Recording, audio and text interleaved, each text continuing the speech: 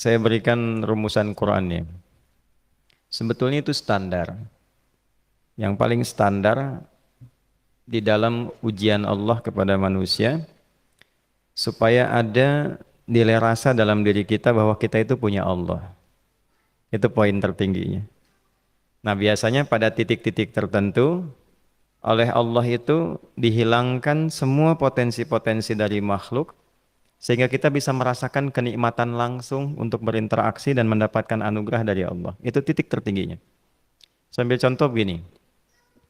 Nabi Zakaria itu yang paling viral di Al-Quran salah satunya divonis oleh manusia tidak akan mungkin punya keturunan. Secara klinis mustahil karena istrinya divonis maaf, monofos dan mandul.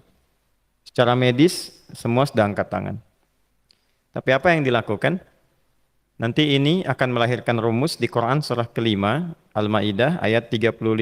Nanti jadi rumus standar dari apa yang dialami oleh beliau ini.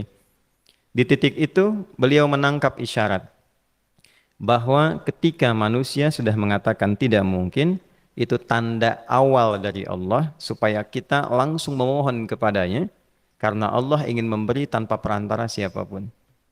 Maka dilakukanlah kemudian solat. Solat itu dalam bahasa Arab, terjemahan kitanya artinya sesuatu yang tersambung, terkoneksi. Karena itu saat kita sedang solat, kita sedang menyambungkan diri kepada Allah. Anta'budallaha ka'annaka tarah. Kata Mas Ihsan tadi. Kita menyembah Allah dan kita merasa diawasi, dinilai oleh Allah. Maka dalam solat itu beliau meminta.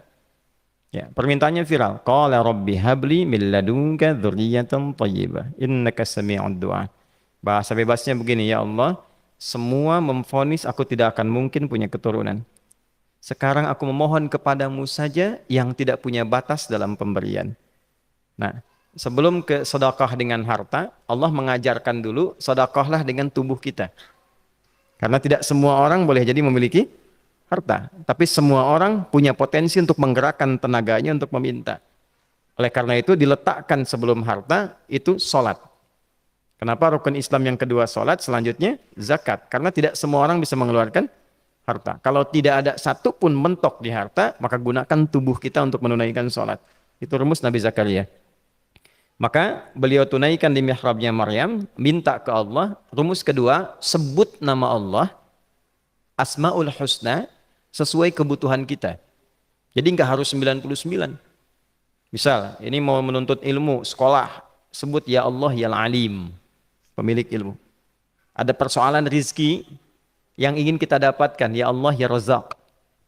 Ada proyek, ada kegiatan yang kira-kira tantangannya tidak mudah, ya Allah ya Al-Fattah.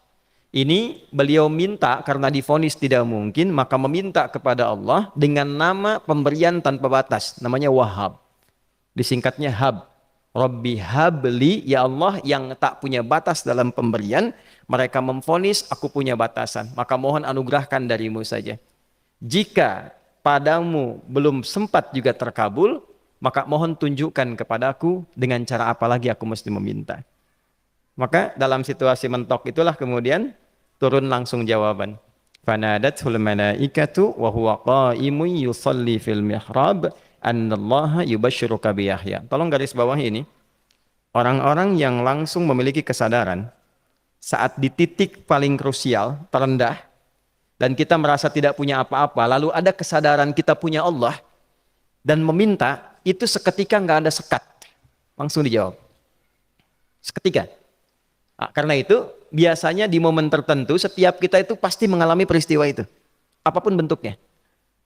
Nah, itu kalau sudah sampai ke situ itu kode. Jadi di Islam itu nggak ada pesimis. Ya, tidak ada pesimis dan jangan pernah melarutkan diri pada sebuah vonis sudah ini nggak mungkin. Nggak akan dikabulkan. Nah, itu jebakan setan. Karena declare pertama iblis ketika melakukan kesalahan itu kalimatnya jelas. Ana khairum minhu khalaqtani min narin wa khalaqtahu ya min tin. Saya lebih hebat, lebih bagus. Allah nggak mungkin nggak mungkin ada ampunan lagi. Jadi diteruskan kesimpulan ini karena nggak mungkin katanya diampuni, ya sudah bermaksiat saja. Karena nggak mungkin dikabul, ya sudah pesimis saja. Padahal di titik itu Allah sedang membuka, temukan kata itu, temukan hubungan itu, minta itu tanpa sekat. Maka seketika malaikat turun menyampaikan doamu dijawab. Itu sedang berdiri, baru selesai doa, belum selesai sholat, belum salam. Turun malaikat mengatakan, Allah kasih kabar, kamu akan punya anak, langsung namanya dari Allah Yahya. Jadi Yahya itu pemberian Allah. Ya, pemberian Allah. Yahya artinya hidup. Yang mustahil menurut manusia. Lahir seorang bayi dari rahim perempuan yang divonis monopos dan mandul, kata Allah, jadi dan hidup.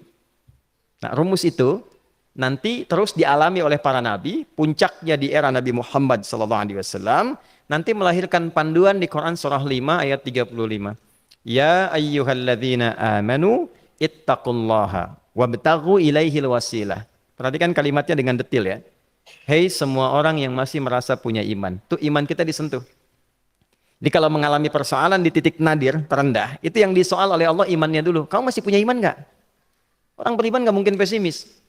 Orang beriman nggak akan putus asa. Orang beriman nggak akan bunuh diri. Imannya ditanya dulu. Katanya kau beriman, iman kamu di mana? Kalau masih punya iman, kata Allah, ini ujian dari saya supaya kamu nyebut saya. Katanya ingin mendekat, kata Allah kan? Ittaqullah. Nah ini rumusnya.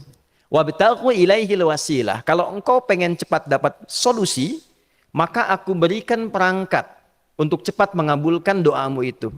Perangkat itulah disebut dengan takwa. Nah, takwa itu ada urutan 240 kali disebutkan dalam Al-Quran, dibagi pada 3 segmen. Segmen ibadah ritual, segmen ibadah sosial, satu lagi segmen rumah tangga. Ya, karena itu tinggal cari aja di ibadah ritual, misalnya sholat, bangun tahajud malam, minta sama Allah, dekatkan diri kita. Salah satu kasusnya Nabi Zakaria. Ya, itu poin yang pertama. Yang kedua nanti ada maliyah sosial, itu yang tadi dipraktekkan, sedekah dengan harta.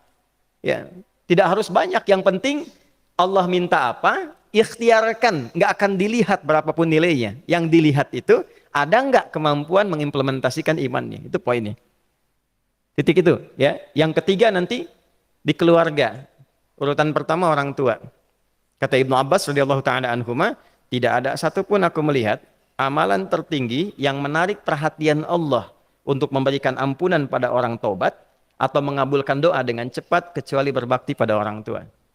Dan kisahnya viral sekali di Al-Bukhari, 3 orang terjebak dalam gua, kemudian tertutup batu besar karena berteduh hujan, tapi tertutup batu besar.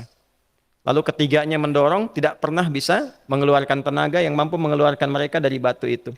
Gak bisa gerak. Satu di antara 3 orang ini mengusulkan, sudah, ini tanda dari Allah, jangan gunakan kekuatan kita lagi, kita diminta menggunakan kekuatan yang Allah berikan.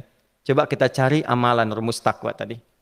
Satu di antara 3 itu mengatakan, ya Allah, saya punya seorang ibu. Setiap kali saya berangkat kerja, saya akan selalu siapkan hidangan untuk ibu, khusus untuk susu sebelum tidur, itu saya yang minumkan langsung kepada beliau. Itu berlanjut selama hidup saya seperti yang kau ketahui. Satu kali, saya pulang dari kantor, dari pekerjaan, ibu saya sudah tertidur. Sementara susu belum diminum. Dan kami putuskan tidak ada yang berani menyentuh susu dan minuman makanan kecuali ibu terlebih dahulu. Maka saya putuskan memegang nampan susu di samping ibu yang tertidur dan menunggu beliau bangun.